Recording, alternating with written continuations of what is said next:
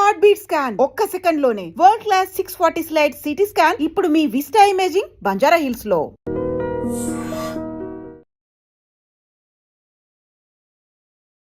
పొద్దున్నే అసలు నిద్ర లేస్తానే గోరువెచ్చని నీళ్ళు తీసుకోండి, లేదా లెమన్ టీ తీసుకోండి, గ్రీన్ టీ తీసుకోండి, తేనె గోరువెచ్చని నీళ్ళు తీసుకోండి, ఇలా చెప్తూ ఉంటారు కదా.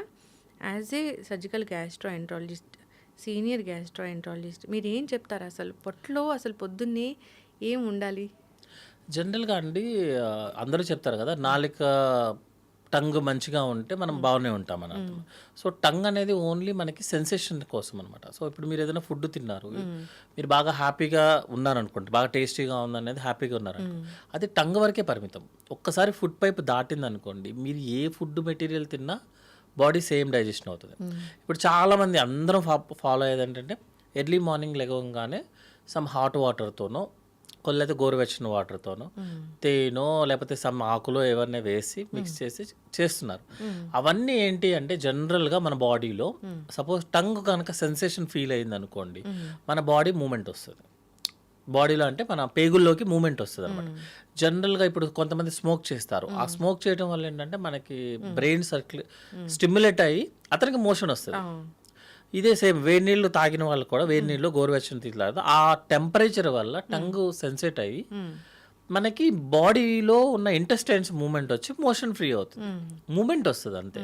మీరు సపోజ్ లెమన్ కలిసిందో, తేనె కలిసిందో, లేకపోతే పుదీనా, కొంతమంది ఆవి కూడా వేస్తారు. వేసినప్పుడు అంటే ఆ సెన్సేషన్ వల్ల మనకి ఇంటెస్టైన్స్ మూమెంట్ వస్తుంది. కానీ యాక్చువల్గా రూల్ ఏంటంటే, ఒకసారి టంగ్ దాటిన తర్వాత మన బాడీలో ఏ ఫుడ్ తిన్నా కూడా మీకు కార్బోహైడ్రేట్, ప్రోటీన్, ఫ్యాటే, ఫైనల్లీ ఆ మూడే ఉంటాయి.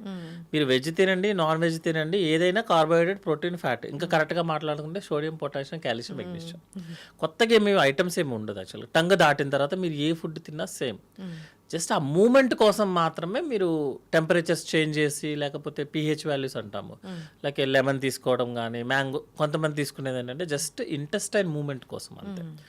అవి తీసుకుంటే హెల్దీగా ఉంటాము, తీసుకోకపోతే అదేముంటుంది, that is a personal opinion అంతే తప్పించి ఒక ఫుడ్ ఐటమ్ వల్ల అలా ఏముంటుంది. అవునా? జస్ట్ మూమెంట్ కోసం అంతే. అందుకే కదా ఎర్లీ మార్నింగ్ 7 o'clock తీసుకోండి, 6 o'clock తీసుకోండి, ఫాస్టింగ్తో తీసుకోండి అంటే మీకు మోషన్ మూమెంట్ వస్తుంది అంతే. అంతేగాని అది రిఫ్లెక్స్. చిన్నప్పుడు పాలు తాగంగానే బేబీ మనకి మోషన్కి వెళ్తాడు, అది రిఫ్లెక్స్, అది ఆల్రెడీ మనకు ఉంటుంది. దాన్ని మనం ఇప్పుడు ఒక ఫుడ్ సపోజ్ మనకి డైజెషన్ ప్రాసెస్ ఎప్పుడు స్టార్ట్ అవుతుంది అంటే, మనం 12 o'clockకి ఏదన్నా ఫుడ్ మెటీరియల్ తినాలన్న థాట్తోనే స్టార్ట్ అవుతుంది యాక్చువల్గా మన డైజెషన్ మొత్తం. తర్వాత స్మెల్తో స్టార్ట్ అవుతుంది, తర్వాత టేస్ట్తో స్టార్ట్ అవుతుంది. వన్స్ అదంతా అయిపోయిన తర్వాత మీరు ఏం చేసిన, ఎన్ని ప్రపంచంలో ఉన్న మొత్తం నడిచినా కూడా మీకేం సపరేట్గా ఏం రాదు. ఎందుకంటే ఇది మొత్తం బ్రెయిన్ స్టిమ్యులస్ ఆల్రెడీ ఒక ఆర్గనైజ్డ్ సెక్టర్.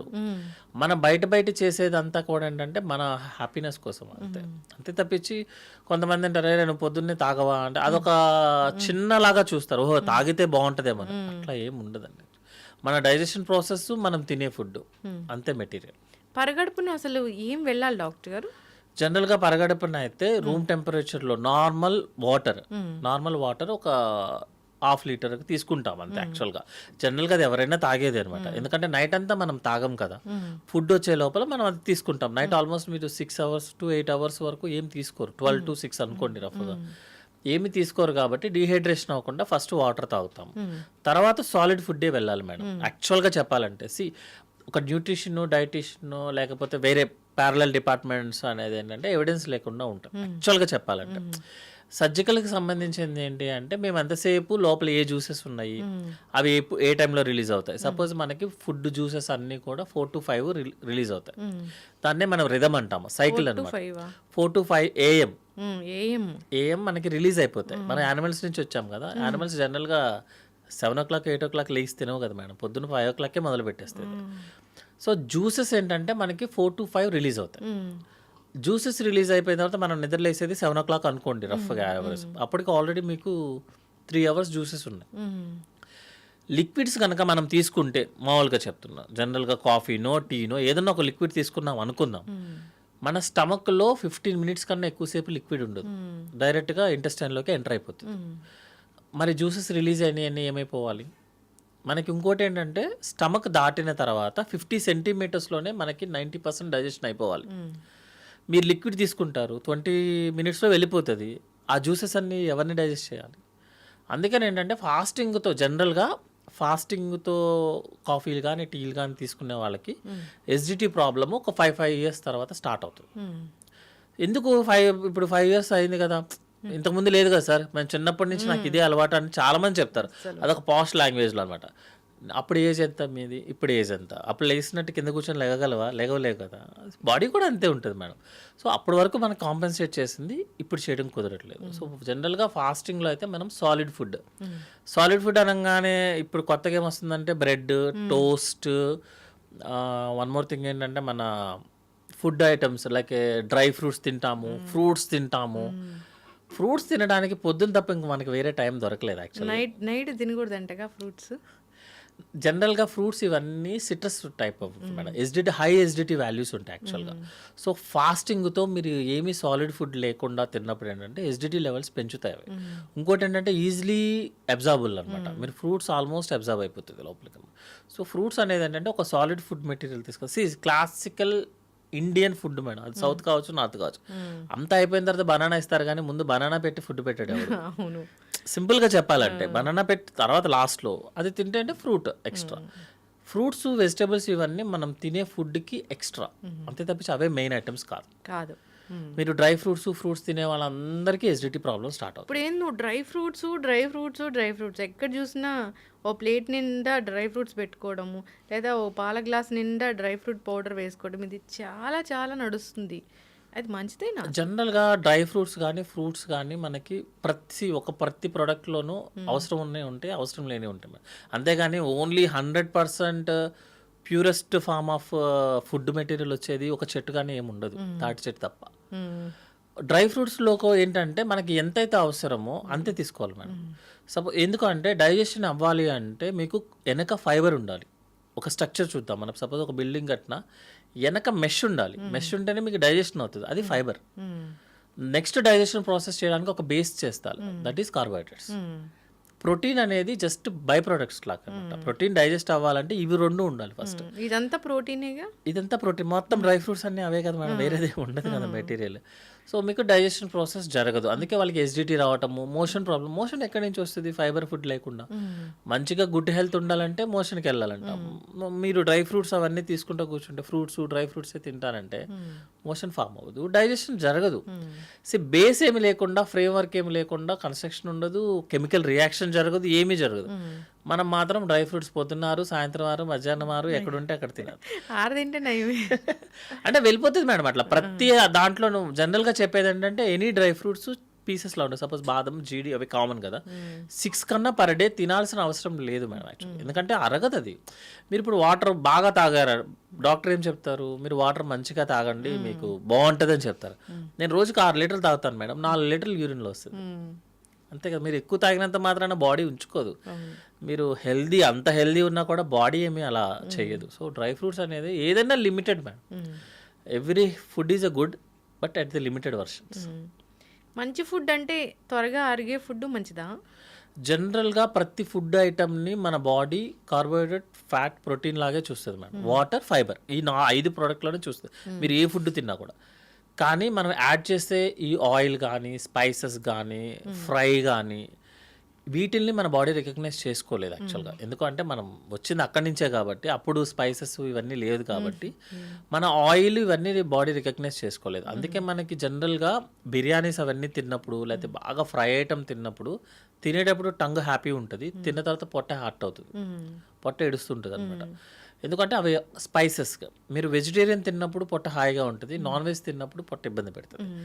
మళ్ళీ ఫ్రైగా తిన్నప్పుడు ఇబ్బంది పెడుతుంది, కర్రీగా తిన్నప్పుడు ఇబ్బంది పెట్టదు.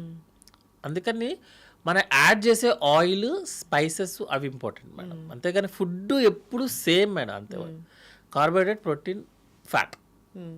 ఇప్పుడు బిర్యానీ అనేది చాలా మంచిదని ఒక వీడియో చాలా పెద్ద వైరల్ అయింది డాక్టర్ గారు. బిర్యానీ చాలా మంచిదని. బిర్యానీ మంచిదే మేడం. ఎప్పుడు అంటే దాంట్లో ఉన్న ఆ స్పైసెస్ ఉంటాయి కదా! అన్ని రకాల స్పైసెస్ వాడతాం. అవి చాలా chemical compounds madam. Natural chemicals, anti cancer, anti ageing. యాక్చువల్‌గా బిర్యానీ వచ్చింది ఆ బేసిస్‌లోనే. Biryani is the royal family వాళ్ళు వాడేది యాక్చువల్‌గా. మనం వాడేం కాదు. ఫస్ట్‌లో అంతా రాయల్ ఫ్యామిలీస్ తినేవి అనమాట. వాళ్ళు ఎందుకు తింటారు మేడం? మంచిదైతేనే కదా తింటారు. యాంటీ ఏజింగ్, యాంటీ క్యాన్సర్ అయితేనే తింటారు. దాంట్లో ఏమైందంటే మనం రైస్ యాడ్ చేసి, ఎక్కువ అమౌంట్ ఆఫ్ రైస్ యాడ్ చేసి, అది కూడా రైస్ అనేది కూడా ఆల్ పాలిష్డ్ రైసే. ఎందుకంటే it should be like A white colour బ్రైట్‌గా ఉంటేనే మనం తినగలం యాక్చువల్‌గా. అవును. డబుల్ మసాలా యాడ్ చేసి. స్పైసెస్ ఇంపార్టెంట్ యాక్చువల్‌గా అందులో. అవి మంచివి. రైస్ ఎక్కువ అమౌంట్‌లో రాంగ్. తక్కువ అమౌంట్‌లో కాదు, ఎక్కువ అమౌంట్‌లో రాంగ్. మళ్ళీ ఆయిల్. డాల్డా లేనిదే బిర్యానీ టేస్టీగా అవ్వదు. అది పడాల్సిందే. కొంతమంది యానిమల్ ఫ్యాట్ కూడా యూజ్ చేస్తారు. అది మనం ఒప్పుకోకపోయినా మోస్ట్ ఫేమస్ బిర్యానీ పాయింట్స్ అన్నీ కూడా యానిమల్ ఫ్యాట్ యాడ్ చేస్తేనే ఆ టేస్ట్ వస్తుంది. అదొక స్టిక్కీగా అట్లా. చిక్కిగా. సో ఆ టేస్ట్ కోసం మనం చేసే దాని వల్ల బిర్యానీ అనేది డేంజర్ అయిపోయింది. అదే టైంలో మరి ఖాళీగా ఉన్నాం కాబట్టి పక్కన ఒక పెప్సీయో, కోకో ఏదో సంథింగ్ ఏదో కోలా డ్రింక్స్ వస్తుంది. That is very high sugars కాబట్టి డ్యామేజ్ అవుతుంది. So biryani as a such is good. అంటే వారానికి ఒకసారి తింటే మేడం అది ఇంట్లోది. బయటదైతే మాత్రం biryani as a such is the bad. Non veg కూడా అంతేగా డాక్టర్ గారు మీరు చెప్పినట్లు? నాన్ వెజ్ కూడా కర్రీ లాగా ఉన్నప్పుడు మనం ఎక్కువగా స్పైసెస్ వేయకుండా, ఎక్కువ ఆయిల్ యూజ్ చేసినప్పుడు non veg is a good madam. లేకపోతే ప్రోటీన్ ఎక్కడి నుంచి వస్తుంది? మనం ప్రోటీన్ రావాలంటే నాన్ వెజ్ తినాల్సిందే కదా. వెజ్తో ప్రోటీన్స్ రావు కదా మేడం. చాలా తక్కువ వస్తుంది కదా. పప్పుతో ఈజీలీ అబ్జార్బుల్ వస్తుంది మేడం. కాకపోతే సరిపోదు యాక్చువల్గా. మీరు రోజు పప్పు తినాల్సి వస్తుంది ఎవ్రీడే. దట్ ఈస్ డైజెషన్ అవ్వదు. డాక్టర్ గారు ఈ కందిపప్పు మంచిది, చాలా తీసుకోండి, మీకు ప్రోటీన్ వస్తుంది, వెజిటేరియన్స్కి మంచి సోర్స్ ఇలా చెప్తారు. కానీ కందిపప్పు తింటే బ్లోటింగ్ వస్తుంది, గ్యాస్ వస్తుంది. జనరల్గా మేడం కొంతమందికి కొన్ని ఫుడ్ ఐటమ్స్ అరగవు యాక్చువల్గా. కొంతమందికి గోంగూర తింటే దురదలు వస్తాయి. చాలా మందికి వస్తుంది యాక్చువల్గా. అందులో కూడా ఇంగ్లీష్ గోంగూర, న్యాచురల్ గోంగూర, అందులో కూడా డిఫరెన్స్ ఉంటుంది. బెండకాయ తింటే కొంతమందికి వస్తుంది. అంటే అది ఫుడ్ ఎలర్జీకి సంబంధించిన మెటీరియల్ మేడం. బట్ ఏంటంటే కొంతమందికి పెసరపప్పు బాగా అడ్జస్ట్ అవుతారు, కొంతమంది కందిపప్పునికి అడ్జస్ట్ అవుతారు. సో ఒక పప్పు అందరికీ యునానిమస్గా కరెక్ట్ అవుతుందని చెప్పలేదు. ఏ ఫుడ్ ఎప్పుడు అవ్వదు. కొంతమందికి అసలు మిల్క్ పట్టుకుంటేనే పరిగెత్తుతారు, వామిటింగ్ సెన్సేషన్. కొంతమందికి మిల్క్ లేదే నిద్ర రాదు. సో అదేంటంటే ఒక ప్రోడక్ట్ని జనరలైజ్ చేయడం అనేది కరెక్ట్ కాదు. బట్ జనరల్గా ఏంటంటే ఈజీలీ డైజెస్టిబుల్ అయితే పెసరపప్పు యాక్చువల్గా. కందిపప్పు అనేది కొంచెం డైజెస్ట్ అవ్వదు, బట్ టేస్టీగా ఉంటుంది కాబట్టి జనరల్గా అందరూ కందిపప్పే యూస్ చేస్తారు. బట్ పెసరపప్పు ఈజ్ ఈజీలీ డైజెస్టబుల్ ఉన్న వాటిల్లో.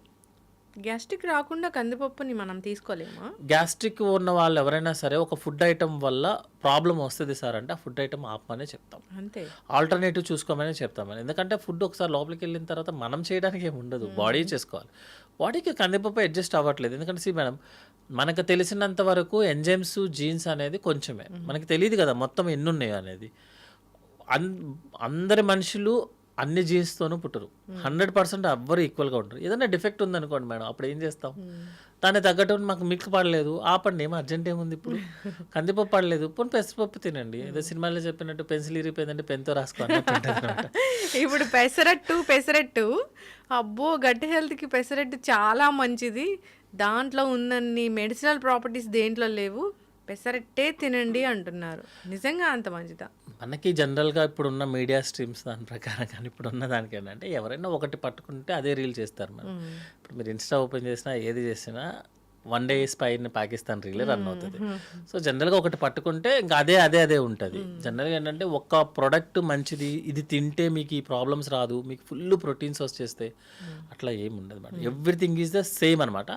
మేబీ ఒక దాంట్లో కార్బోహైడ్రేట్ ఎక్కువ ఉండొచ్చు, ఒక దాంట్లో తక్కువ ఉండొచ్చు. లైక్ ఇప్పుడు మీరు white rice is the completely bad అనే లేదు madam. And compare to other products కొన్ని కార్బోహైడ్రేట్స్ ఎక్కువ ఉండొచ్చు, మిగతా ప్రోడక్ట్స్ ఎక్కువ ఉంటాయి, మళ్ళీ నాన్ ఫ్యాటీ యాసిడ్స్ ఎక్కువ ఉంటాయి వైట్ రైస్లో అనమాట. సో ఏం చేస్తారంటే జనరల్గా ఒక వారం ఇది యూస్ చేయండి, ఒక వారం బ్రౌన్ రైస్ యూస్ చేయండి. మీరు కంప్లీట్గా బ్రౌన్ రైస్ వాడాం అనుకుందాం అనుకోండి, జీవితం మీద విరక్తి వస్తుంది. మీరు లివింగ్ కదా, మీరు జస్ట్ ఎంజాయ్ యువర్ లైఫ్. ఎందుకు అంత కష్టాలు ఎందుకు? ఎంత అవసరమో, సపోజ్ ఈరోజు మీకు ఇంత అవసరం ఉంది అంతే తినండి, ఏముంటుంది దాంట్లో. లేదు కొన్ని రోజు వైట్ రైస్ తినండి, కొన్ని బ్రౌన్ రైస్ తినండి, కుదిరితే బ్లాక్ రైస్ తినండి డబ్బులు ఎక్కువ ఉంటే, లేదంటే కినోవా, ఏదైనా సరే ఓన్లీ కంటిన్యూస్గా ఒకటే చేయడం కుదరదు మేడం. ప్రతి ప్రోడక్ట్లో గుడ్ ఉంటుంది, బ్యాడ్ ఉంటుంది. సో ఈ మిక్స్ క్వినోవా చేసుకుంటే అనేది చాలా రిచ్ ఫుడ్ అంటున్నారు కదా డాక్టర్ గారు. అంటే విటమిన్స్, మినరల్స్ దాంట్లో ఎక్కువ ఉంటాయా? ఎక్కువ ఉంటుంది మేడం. ఎందుకంటే అది గ్రో ఇప్పుడు మనకి మిల్లెట్స్ ఉన్నాయి మేడం. మిల్లెట్స్ ఏరియా పెరిగేది ఏంటిది, అది వాటర్ అన్నీ తక్కువ ఉన్న ఏరియాలో. ఏదన్నా ఒక స్ట్రగుల్తో పెరుగుతుంది అనుకోండి, సపోజ్ నాటుకోళ్ళు కానీ ఏమన్నా ఉంటాయి అనుకో, అవి స్ట్రగుల్తో పెరుగుతాయి. బ్లాక్ కోడి అవన్నీ వస్తున్నాయి కదా ఇప్పుడు. స్ట్రగుల్తో పెరిగి ఎక్కువ యాక్టివిటీ చేస్తున్న ప్రోడక్ట్ ఏదైనా సరే యాక్చువల్గా గుడ్గా ఉంటుంది. అది ఎక్కువ రోజులు వాడటం కూడా కుదరదు. ఎందుకంటే ప్రోటీన్ గుడ్ కదా, కార్బోహైడ్రేట్ బ్యాడ్ కదా, షుగర్ బ్యాడ్ కదా. నేను రోజు ప్రోటీన్ తింటానంటే ఎట్లా కుదురుతుంది? వర్క్ అవ్వదు కదా. సో కొన్ని రోజులు కినోవా తీసుకుంటే, కొన్ని రోజు వైట్ రైస్, కొన్ని రోజులు ఆ వైట్ రైస్ తీసుకుంటే బ్రౌన్ రైస్, బ్లాక్ రైస్, లేకపోతే మిల్లెట్స్, అలా వీక్లీ చేంజ్ చేసుకోవడం అనేది గుడ్ మేడం. లైక్ ఆయిల్ కూడా. Thank you so much doctor గారు. వైట్ రైస్ కూడా మంచిదని చెప్పారు. లేదా మేడం వైట్ రైస్ తింటేనే కరెక్ట్గా చెప్పాలంటే మీకు ఒక ఫుడ్ ఐటమ్ వల్ల ఫుడ్ వల్ల పేషెంట్ ఎంత హ్యాపీగా ఫీల్ అవుతాడు అనేది ఒక సర్జరీ చేసుకున్న పేషెంట్ని అడగండి మేడం, మీకు చెప్తాడు. ఒక 3 రోజుల వరకు నోట్లోంచి ఇవ్వడానికి ఉండదు, ఏముండదు. ఆకలితో అసలు ఇంకా నేను ఎందుకున్నానని ఫీలింగ్ వస్తుంది. అతనికి ఒక రైస్ కొంచెం పెట్టంగానే అసలు ఇక ప్రపంచాన్ని జయించినట్టు ఫీలింగ్ వస్తాడు. కరెక్టే డాక్టర్. సో అదేంటంటే వెళ్ళినోడికే తెలుస్తుంది మేడం. మేము అందరం రోజు చూస్తాం కాబట్టి ఫాస్టింగ్ చేయడం ఇవన్నీ ఆ రోజు టైంపాస్కి బాగా పనిచేస్తాయి మేడం. వెయిట్ ఏదో ఆ రోజుకి పనిచేస్తుంది, కానీ లైఫ్లో మనం 100 years బతకాల్సిన అది అవ్వదు మేడం. అసలు ఈ స్ట్రెస్తోని ఏం తినొద్దు అంటున్నారని ఇక్కడే అరే ఫుడ్ ఏం తినాలని చెప్పి అరగంట ముందు గంట ముందు డిస్కషన్స్ పెడితే మీరు ఫుడ్ ఏం తింటారు మేడం. అవును. దాని బదులు ఏంటంటే ఈరోజు మనకి ఇంత అవసరం, ఎక్కువ వర్క్ చేశాను సో నాకు ఇంత అవసరం, అంతే తినండి.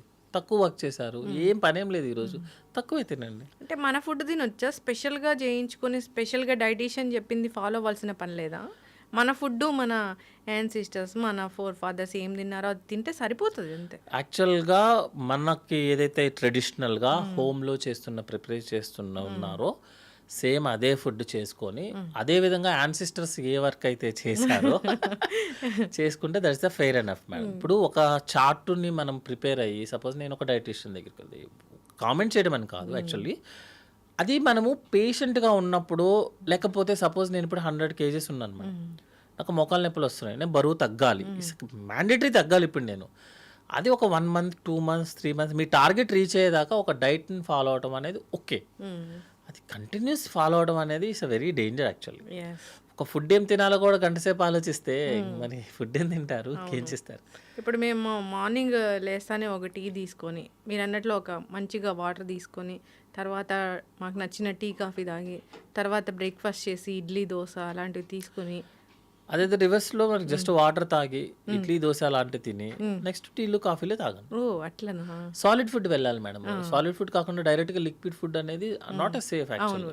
ఎస్జిటి ఉన్న వాళ్ళకి ఎస్జిటికి ప్రోన్ అవుతాం యాక్చువల్గా. సో సాలిడ్ ఫుడ్ తర్వాత అది మనం జనరల్గా ఏంటంటే అది అలవాటు అయిపోయి చేస్తున్నాము.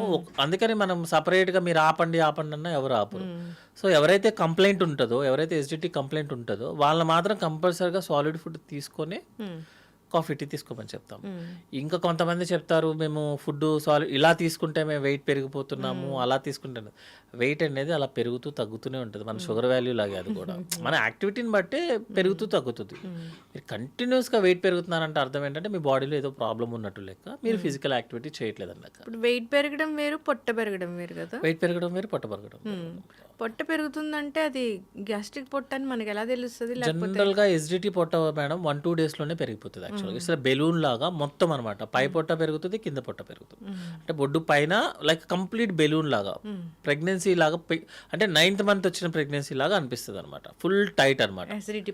ఎస్జిటి పొట్ట టైట్ గా ఉంటుంది. అదే కాకుండా ప్రాబ్లమ్స్ వచ్చిన పొట్ట ఉంటుంది కదా, సపోజ్ ఓవరీలో ఏదైనా ట్యూమర్స్ రావడం కానీ, లేకపోతే యూట్రస్లో ఏదైనా ట్యూమర్స్ కానీ, కిడ్నీ ప్రాబ్లమ్స్ ఉన్న వాళ్ళు, లేకపోతే మన బాడీలో వాటర్ వస్తున్నాయి అనుకుందాం అనుకోండి, వాళ్ళకి ఏంటంటే కింద నుంచి పొట్ట పెరగడం స్టార్ట్ అవుతుంది. అది కూడా ఒక రోజులో కాదు, 1-2 రోజులు కాదు, మెల్లగా పొట్ట పెరగడం స్టార్ట్ అవుతుంది. అంటే మీరేం డిస్కంఫర్ట్ ఫీల్ అవ్వరు.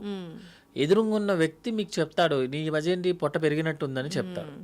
ఎస్జిటి పొట్ట ఏంటంటే మీరే ఫీల్ అవుతారు టైట్ అయిపోయింది, పొట్ట మొత్తం బెలూన్ లాగా ఉబ్బిపోతుందని. గ్యాస్ పొట్ట వాళ్ళు ఏంటంటే ఒక 2-3 days అయిపోయిన తర్వాత వాళ్ళకి ఆటోమేటిక్గా పొట్ట తగ్గిపోతుంది. ఎందుకంటే మీకు ఎస్జిటి తగ్గిపోతే పొట్ట తగ్గిపోతుంది. బట్ ప్రాబ్లమ్స్ ఉన్న వాళ్ళకి ఏంటంటే తగ్గదు. అలా కాకుండా సపోజ్ మీకు స్ప్లీన్ పెరిగింది, లివర్ పెరిగింది అనుకోండి, లివర్ పెరిగితే రైట్ సైడ్ పొట్ట పెరుగుతుంది, రైట్ సైడ్ బొడ్డు పైన.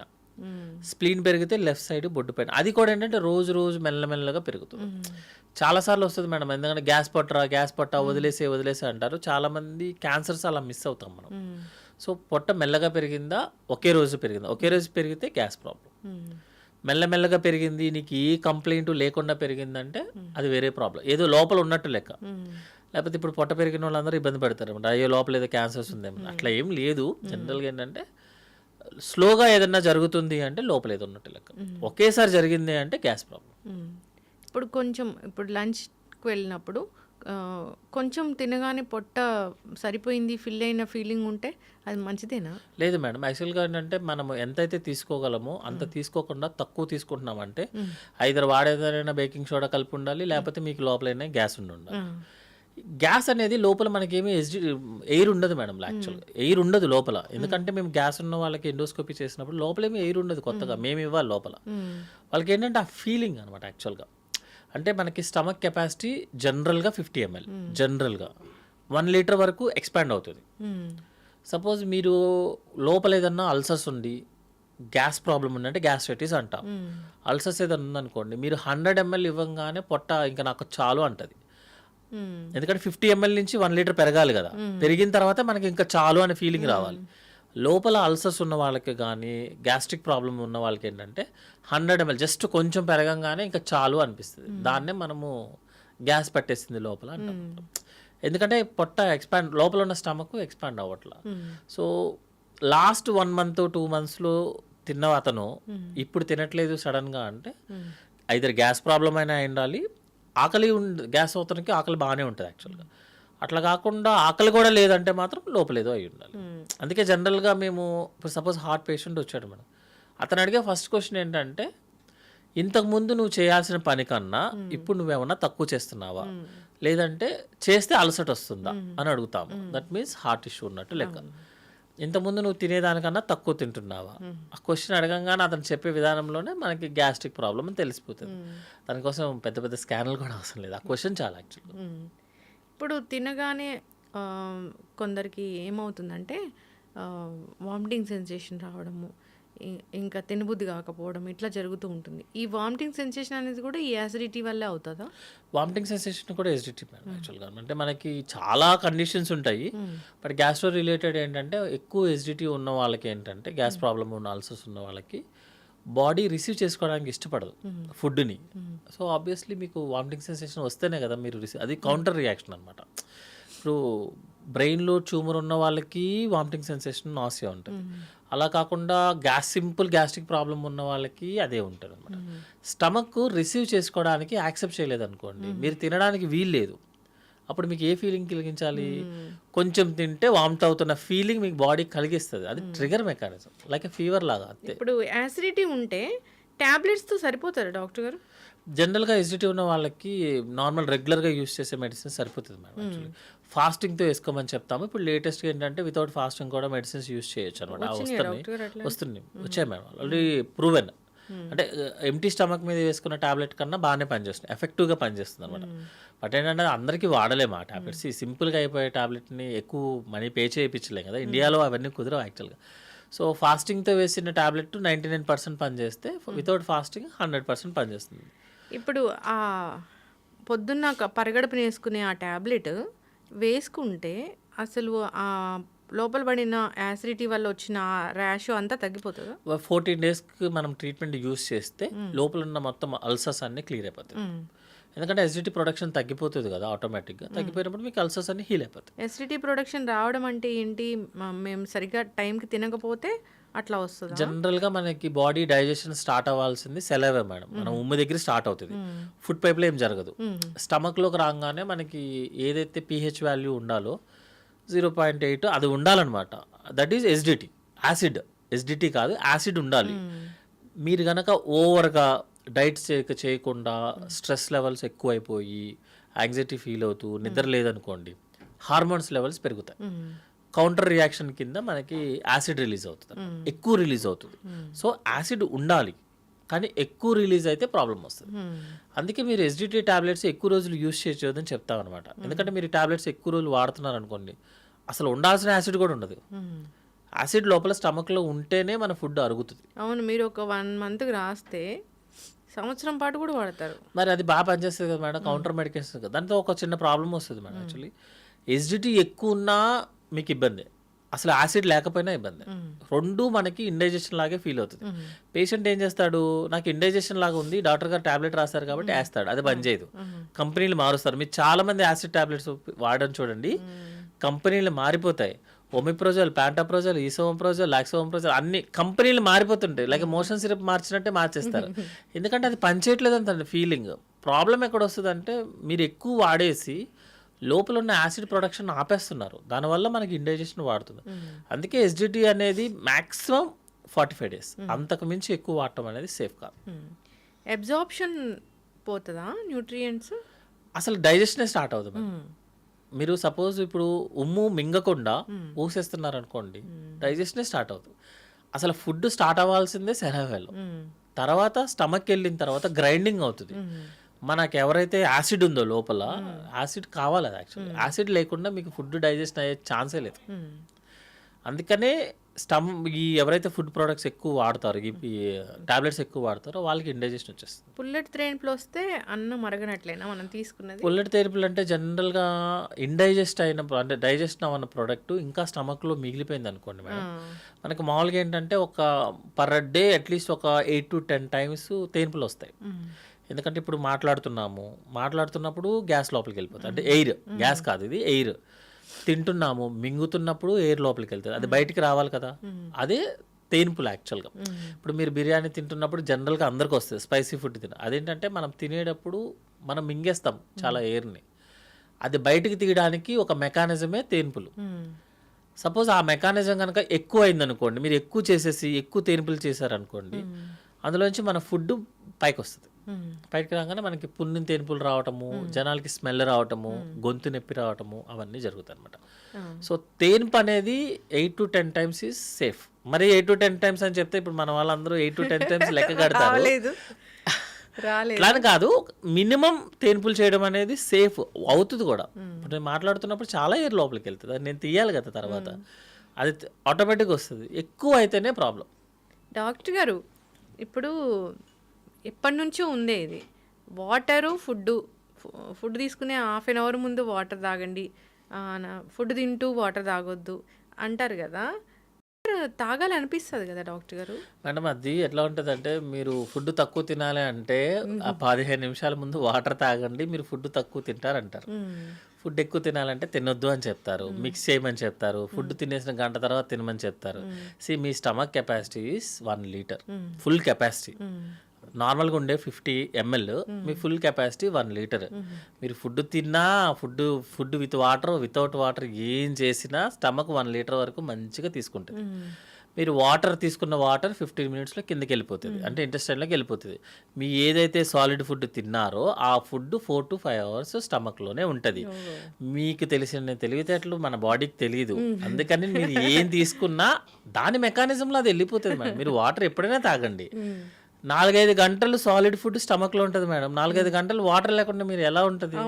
ఇవన్నీ ఏంటంటే ఇట్స్ అ పర్సనల్ ఎక్స్పీరియన్సెస్ అనమాట. జస్ట్ ఆ రోజుల్లో మా తాతగారు అలా చేసేవాళ్ళు అని కంటిన్యూ అవుతుంది, దానికి ఎవిడెన్స్ ఉండదు మేడం. ఓహో, ఇలా చేస్తే అసలు ఫుడ్ అరగదేమో. దానికి 15 minutesలో మీరు ఏ ఫుడ్ తీసుకోండి, ఈవెన్ ఆల్కహాల్ తీసుకున్నా సరే 15 minutes తర్వాత స్టమక్ నుంచి ఇంటెస్టైన్లోకి వెళ్ళాల్సింది. అది మెకానిజమే దాన్ని క్రియేట్ అయింది. మీరు దాన్ని మిక్స్ చేస్తే డేంజరు, మిక్స్ చేయకపోతే డేంజరు, అంతేం ఉండదు. డాక్టర్ గారు, ఇంకొకటి ఏంటంటే ఎక్కిళ్ళు, అంటే జనరల్గా పొట్ట పెద్దదిగా అవుతుంటే ఎక్కిళ్ళు వస్తాయా? ఎక్కిళ్ళకి ఎందుకు వస్తాయా అని చెప్పేంటంటే, భయపడితే ఎక్కిళ్ళ దగ్గర నుంచి క్యాన్సర్ వస్తే ఎక్కిళ్ళ వరకు అట్లీస్ట్ టెక్స్ట్ బుక్ ప్రకారమే 150 reasons ఉంటాయి మేడం. సో ఎక్కిళ్ళు ఎందుకు వస్తాయంటే, మనకి చెస్ట్ వాళ్ళకి అబ్డామిన్కి మధ్యలో ఒక లేయర్ ఉంటుంది, దాన్ని డయాఫ్రమ్ అంటారు. దానికి ఒక నర్వ్ ఉంటుంది, ఆ నర్వ్ కనుక, ఆ డయాఫ్రమ్ కనుక ఇరిటేట్ అయితే ఎక్కిళ్ళు వస్తాయి. అది ఎట్లయినా సరే, బికాజ్ ఆ నర్వ్ ఉంది కాబట్టి మీకు భయం వేసినా లేకపోతే టెన్షన్ వచ్చినా కూడా కొంతమందికి ఎక్కిళ్ళు వస్తాయి. సడన్గా ఎవరినైనా చూసినా, అతను భయపడే వ్యక్తిని చూసారనుకోండి ఎక్కిళ్ళు వచ్చేస్తాయి, ఎందుకంటే ఆ నర్వ్ స్టిమ్యులేట్ అవుతుంది. జనరల్గా ఎక్కిళ్ళు రావడానికి రీజన్ ఏంటంటే గ్యాస్ ప్రాబ్లం. ఎందుకంటే మనకి స్టమక్ ఉండే ఏరియా కరెక్ట్గా ఆ డయాఫ్రమ్ దగ్గర ఉంటుంది. స్టమక్ బాగా ఉబ్బింది అనుకోండి, లోపల స్టమక్, బయట స్టమక్ కాదు, లోపల స్టమక్ ఉబ్బింది అనుకోండి, ఆ డయాఫ్రమ్ వాల్ ఇరిటేట్ అవుతుంది. ఇరిటేట్ అవగానే మనకి ఎక్కిళ్ళు స్టార్ట్ అవుతాయి. అందుకని వాటర్ ఎక్కువ తాగు, వాటర్ ఎక్కువ తాగు, వాటర్ ఎక్కువ తాగు అంటే మీనింగ్ ఏంటంటే లోపల ఉన్న ఎసిడిటీని ఏమన్నా తగ్గించడం కుదురుద్దని. మీరు ఎన్ని వాటర్ తాగినా ఎక్కిళ్ళు తగ్గే టైంలోనే తగ్గుతాయి. అవును. తగ్గే టైంలోనే తగ్గుతాయి. కొంతమంది ఏంటంటే చాలా ఎక్కువ ఎక్కిళ్ళు వచ్చినప్పుడు మేము ఎస్డిటి ట్రీట్మెంట్ అంటే ఇస్తాము, గ్యాస్ టాబ్లెట్స్, నెక్స్ట్ ఏంటంటే సిరప్ ఇచ్చి ఆ యాసిడ్ లెవెల్స్ని తగ్గిస్తాం అన్నమాట. అప్పుడు లోపల ఉన్న స్టమక్ తగ్గిపోయి ఎక్కిళ్ళు ఆగుతాయి. కొంతమందికి టాబ్లెట్స్ కూడా పెడతాం, ఎందుకంటే రెస్పిరేషన్ అది నరుని స్టిమ్యులేషన్స్ తగ్గించడానికి టాబ్లెట్స్ ఇస్తాము. కొన్నిసార్లు ఏమవుతుందంటే ఆ ఏరియాలో ఏదన్నా వేరే ప్రాబ్లమ్స్ అనమాట, లైక్ వాటర్ ఎక్కువ ఉండటం వల్ల, ఇన్ఫెక్షన్ ఎక్కువ ఉండటం వల్ల కూడా ఎక్కిళ్ళు వస్తాయి. సో ఎక్కిళ్ళు అనేది భయపడుతున్న దగ్గర నుంచి క్యాన్సర్ వరకు ఏ కారణం వల్ల జరగచ్చు. కామన్ మాత్రం గ్యాస్ ప్రాబ్లం. కొంతమందికి అయితే మీరు బిలీవ్ చేయరు, 1 వీక్ వరకు కూడా ఎక్కిళ్ళు ఉంటాయి. మీరు ఈ ప్రపంచంలో అన్ని టెస్ట్లు, అన్ని మెడిసిన్స్ యూస్ చేసినా తగ్గు. వన్ ఫైన్ మార్నింగ్ ఏదో కరెంట్ షాక్ కట్టినట్టు తగ్గిపోతుంది. అదేంటంటే జనరల్గా ఎక్సర్సైజ్ కూడా చేయమని చెప్తాం మేడం, వాల్వ్స్ మ్యానోవర్ అని చెప్తారనమాట. సో ఇప్పుడు మీకు ఏమైంది, ఆ ఏదైతే లేయర్ ఉందో, డయాఫ్రైమ్ ఉందో, అది ఇరిటేట్ అవ్వడం వల్ల వచ్చింది కదా. సో దానికి ఎక్సర్సైజ్ అనమాట. ఏంటంటే ముక్కు నోరు మూసుకొని గట్టిగా బ్లో చేయాలి. చేస్తే ఏంటంటే ఆ వాల్ కింద పడి మనకి ఎక్కిళ్ళు తగ్గుతాయి. అది మెకానిజం కొన్ని చాలా ఉంటాయి, బట్ అది ఎందుకు వస్తుందో తెలియదు, ఎందుకు పోతుందో తెలియదు. సో భయపడాల్సిన పని అయితే లేదు, వెక్కిళ్ళకి భయపడాల్సిన అవసరం లేదు madam, but it's very irritating problem యాక్చువల్గా. ఎందుకంటే వెక్కిళ్ళు వస్తూ ఉంటాయి, మనోడు గ్యాస్ తీసేసుకుంటాడు, లోపలికి ఎయిర్ లోపలికి వెళ్ళిపోతూ ఉంటుంది, దానివల్ల మళ్ళీ పొట్ట ఉబ్బుతుంది, మళ్ళీ వెక్కిళ్ళు వస్తాయి. అది కొంచెం నీళ్ళు బాగానే తాగుతాము. జనరల్గా కొంచెం కోల్డ్ వాటరు, ఐస్ క్రీమ్ ఎక్కువ తీసుకున్నప్పుడు వెక్కిళ్ళు కొంచెం తగ్గుతాయి. కానీ ఎందుకు వస్తాయో తెలియనప్పుడు ఏది వాడితే తగ్గుద్ది అనేది చెప్పడం కూడా రాంగ్ యాక్చువల్గా. జనరల్గా ఎసిడిటీ ట్రీట్మెంట్ ఇస్తే తగ్గుతాయి యాక్చువల్గా. ఈ గట్ హెల్త్ పాడు చేయడానికి మెయిన్ కారణం ఫుడ్స్ ఇవి కాదు. అయితే ఫుడ్ మెటీరియల్ కాదు మేడం యాక్చువల్గా, అంటే వెజ్ కాదు, నాన్ వెజ్ కాదు, ఫుడ్ మెటీరియల్ కాదు. ఫుడ్లో వాడే ఎక్స్ట్రా ఐటమ్స్, సాల్ట్, పెప్పర్, తర్వాత ఏంటంటే ఆయిల్, ఇవే మెయిన్. అదే టైంలో స్ట్రెస్, స్లీప్ లేకపోవడం. మీరు చెప్పినట్లు లక్షణాలన్నీ చూసుకున్నారు, కానీ గట్ హెల్త్ బాగాలేదని తెలిస్తే ప్రోబయోటిక్, ప్రీబయోటిక్స్ ఇట్లాంటివి ఉంటాయి కదా, ఏం తీసుకోవాలి అసలు? జనరల్గా మనకి ఇండైజెషన్ ప్రాబ్లం వచ్చినప్పుడు ఫస్ట్ ఎసిడిటీ ట్రీట్మెంట్ తీసుకోమని చెప్తాం మేడం. గట్ హెల్త్ అనేది మంచి name, it's very good name actually, చాలా పాపులర్ నేమ్. ఎందుకంటే గట్ అనేది మనకి సెకండ్ బ్రెయిన్ కింద లెక్క. బ్రెయిన్లో కన్నా ఎక్కువగా నర్వ్ బ్రెయిన్ని గట్లో ఉన్నటువంటి నరాలన్నింటినీ కలిసి మనం ఒక ముద్దలా చేస్తే గట్లోనే ఎక్కువ నరాలు ఉంటాయి యాక్చువల్గా. సో ఇట్స్ సెకండ్ బ్రెయిన్ కింద. మనకి కూడా ఒక హార్ట్ ఉంటుంది, కాల్లో కూడా ఇంకో హార్ట్ ఉంటుంది. So cough muscle is a heart యాక్చువల్గా, అందుకే కాఫ్ మజిల్ ఎక్సర్సైజ్ చేయమని చెప్తారు రోజు అనమాట. సో గట్లో ఏంటంటే మనకి మేడం లోపల ఉన్న లేయర్కి బ్లడ్ సప్లై కానీ, ఫుడ్ మెటీరియల్ కానీ, లోపల ఉన్న బ్యాక్టీరియా ఫుడ్ని డైజెస్ట్ చేస్తుంది యాక్చువల్గా. ఎందుకంటే స్మాల్ ఇంటెస్టైన్ ఒక 200 మీటర్స్ దాటిన తర్వాత, 200 సెంటీమీటర్స్ దాటిన తర్వాత మన జ్యూసెస్ ఏమి ఉండవు, జస్ట్ బ్యాక్టీరియా డైజెస్ట్ చేస్తుంది అనమాట. అది గుడ్ బ్యాక్టీరియా యాక్చువల్గా. మనకి ఏదన్నా బయట ఇన్ఫెక్షన్ వచ్చినా, లేకపోతే డయేరియా, లేకపోతే బయట వాటర్ ఎక్కువ తాగినా బ్యాడ్ బ్యాక్టీరియా కూడా ఉంటుంది. Good bacteria, bad bacteria proportion మారిపోతుంది. మారంగానే మనకి లూజ్ మోషన్స్ వస్తాయి. అదే గట్టు పాడైపోయింది, కడుపు పాడైపోయింది అని చెప్పేది. సో గుడ్ బ్యాక్టీరియా ఉండాలి, బ్యాడ్ బ్యాక్టీరియా ఉండాలి. ప్రపోర్షన్ కొంచెం అటు ఇటు అయితే, బ్యాడ్ బ్యాక్టీరియా ఎక్కువ పెరిగితే మనకి లూజ్ మోషన్స్ వస్తాయి. అట్లాగని నేను కూర్చొని రోజు గుడ్ బ్యాక్టీరియా వేస్తే ఉన్నది పాడైపోతుంది. ఎందుకంటే లోపల బ్యాడ్ కూడా కావాలి యాక్చువల్గా, రెండు సేమ్ ఉండాలి, గుడ్ కొంచెం పెద్దగా ఉండాలన్నమాట, ఎక్కువ ఉండాలి. మరి ట్రీట్మెంట్ అంటే ఏం చేసి, ఇప్పుడు మనకి లూజ్ మోషన్స్ వచ్చాయి మేడం, మీరు గుడ్ బ్యాక్టీరియా యాంటీబయాటిక్స్ ఎన్ని వాడితే అంత డేంజర్ యాక్చువల్గా లూజ్ మోషన్స్లో. ఎందుకు లూజ్ మోషన్స్ అంటేనే బ్యాడ్ బ్యాక్టీరియా పెరగడం వల్ల, గుడ్ బ్యాక్టీరియా తగ్గడం వల్ల. నేను మళ్ళీ యాంటీబయాటిక్స్ ఇస్తాను, యాంటీబయాటిక్ ఏం బ్యాడ్ బ్యాక్టీరియా మీద పనిచేస్తాను రూల్ ఎక్కడ ఉందా? గుడ్ దాన్ని కూడా చంపిస్తుంది. అందుకే మీరు ఏ లూజ్ మోషన్స్, చిన్నపిల్లలకి అయితే అసలు యాంటీబయాటిక్స్ యూజ్ చేయము, ఓన్లీ ప్రోబయాటిక్స్. పెద్దవాళ్ళకి కూడా మీరు ప్రిస్క్రిప్షన్స్ చూస్తే యాంటీబయాటిక్తో పాటు గుడ్ బ్యాక్టీరియా కూడా రాస్తారు యాక్చువల్గా. ప్రోబయాటిక్ కంపల్సరీగా లేనిదే యాంటీబయాటిక్ పని ఉందన్నమాట. సో ఈ యాంటీబయాటిక్ వెళ్ళి బ్యాడ్ బ్యాక్టీరియాని చంపుతుంది, మనం గుడ్ బ్యాక్టీరియాని ఇంక్రీజ్ చేస్తాం. అప్పటికి మాత్రం అది కూడా మీరు చూడండి, లూజ్ మోషన్స్ వచ్చినట్టు ఎవడు కూడా ఒక రోజులో ఆగిపోయిందని చెప్పడు, మినిమం 3-4 రోజులు పడుతుంది. మరి గుడ్ బ్యాక్టీరియా ఇస్తున్నాను, యాంటీబయాటిక్స్ ఇస్తున్నాను, తగ్గాలిగా ఇమీడియట్గా. అంటే ఏంటంటే లోపల అంతా క్లీనింగ్ ప్రాసెస్ అయిపోయిన తర్వాత మాత్రమే తగ్గుతుంది.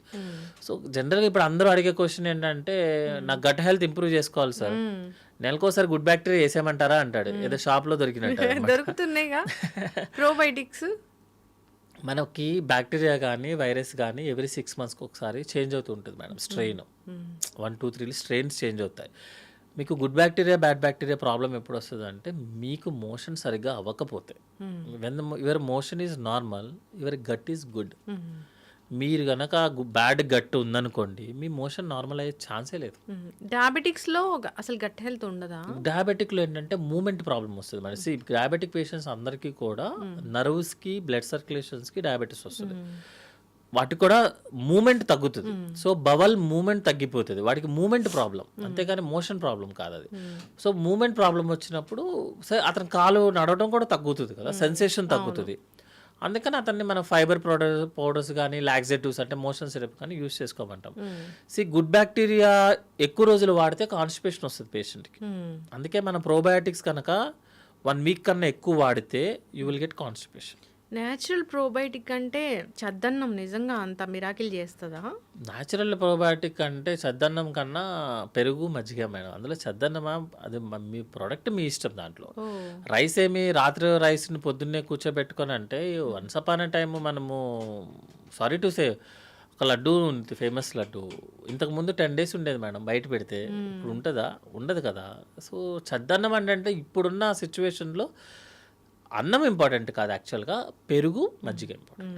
నా వైపు నుంచి అయితే పెరుగు మజ్జిగ, ఎందుకంటే అన్నం మనం పెట్టిన వెంటనే నెక్స్ట్ రోజు మార్నింగ్కే పాడవుతుంది మేడం. సార్ అది అనేది అంత సేఫ్ అని నేను అనుకోవట్లేదు. బట్ ఏంటంటే it's personal experience madam. Actually అంటే తినే అతను హ్యాపీగా ఉన్నాడు అనుకోండి, మేబీ అతని బాడీకి సెట్ అయిందేమో, మన బాడీకి సెట్ అవ్వకపోతే కష్టం అవుతుంది కదా. కానీ పెరుగు మజ్జిగ అనేది safe, that is all time proven. ఈ రోజు ప్రూవెన్ అయింది కాదు యాక్చువల్గా. పెరుగు మజ్జిగ అనేది గట్ హెల్త్ కానీ ఇంపార్టెంట్, అందులోనే బ్యాక్టీరియా ఉంటుందని అందరికీ తెలిసింది, దట్స్ ప్రూవెన్. బట్ పెరుగు మజ్జిగ తినడం అనేది పాష్ కాదు. ప్రోబయాటిక్ టాబ్లెట్స్ వేసుకోవడం అనేది dieting. I'm doing dieting and intermittent fasting. పెరుగా దీంట్లో ఇంత ప్రోటీన్ ఉంటుంది అసలు. పెరుగులో ప్రోటీన్ ఉంటుంది, పెరుగులో ప్రోటీన్ ఉంటుంది, అది తినము. కానీ నాన్ వెజ్ అంటే ఒక piece of 1 chicken piece like 110 ఎంత బాగుంటుందో.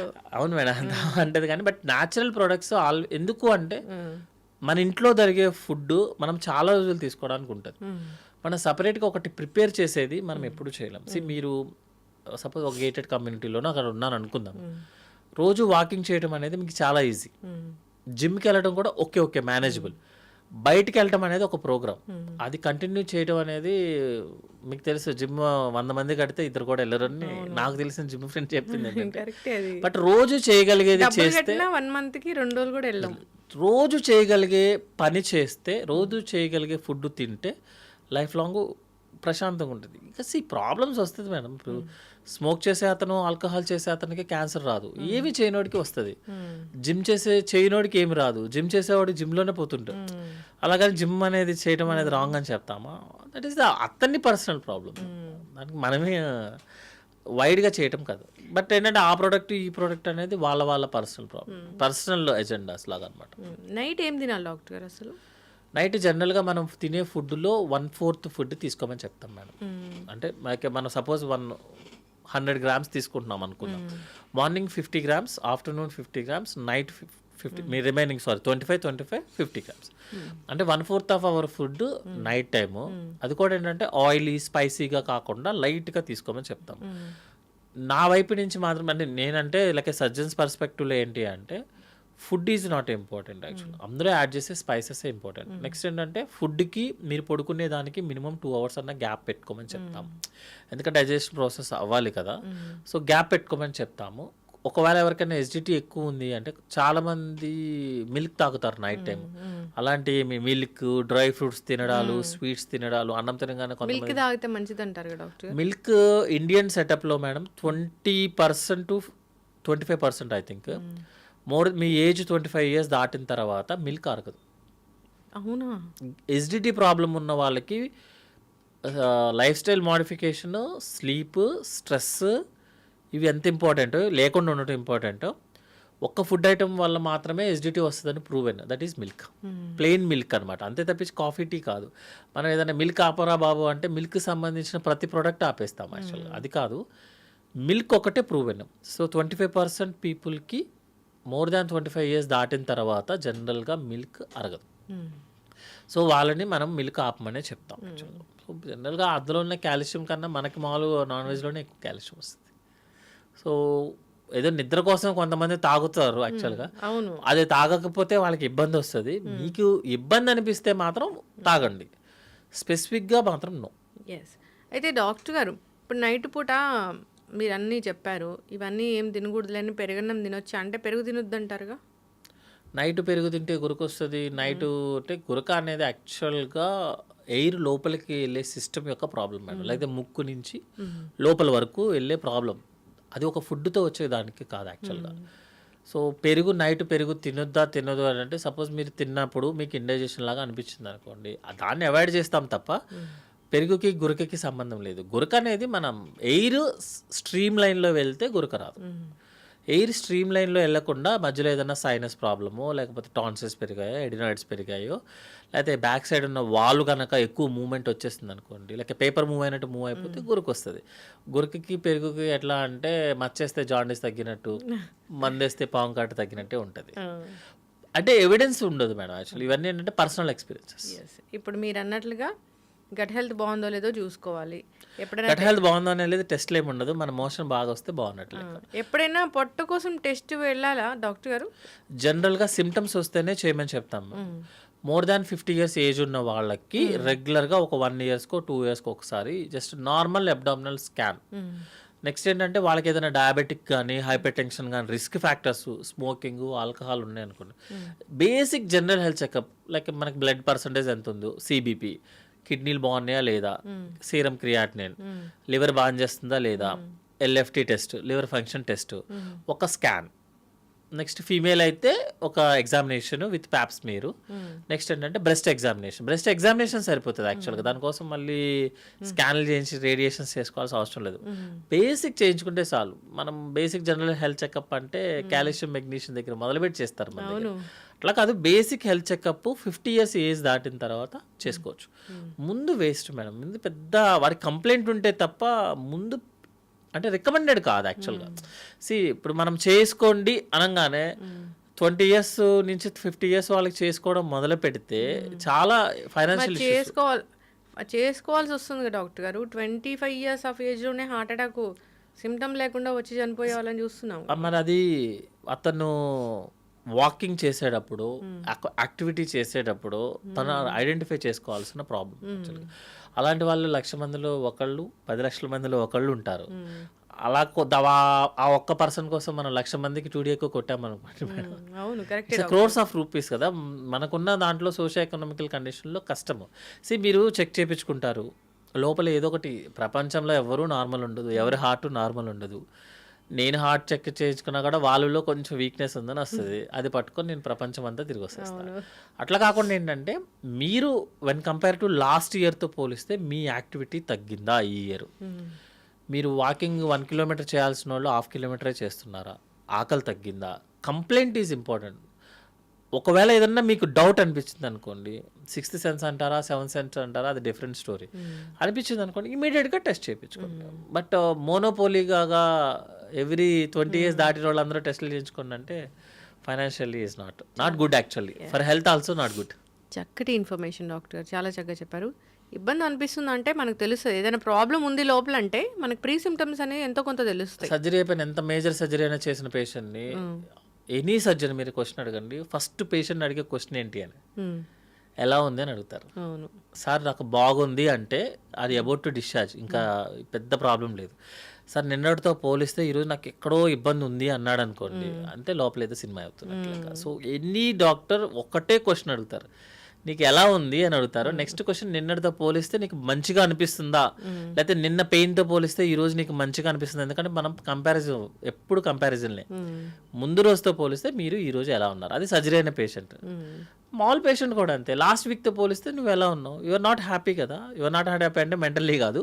ఫిజికల్లీ యు ఆర్ నాట్ ఏదో తేడా కొడుతుందనుకోండి. ఆ తేడా కొడుతుందన్న దాన్ని వేరే దాంట్లోకి పెట్టుకోకూడదు.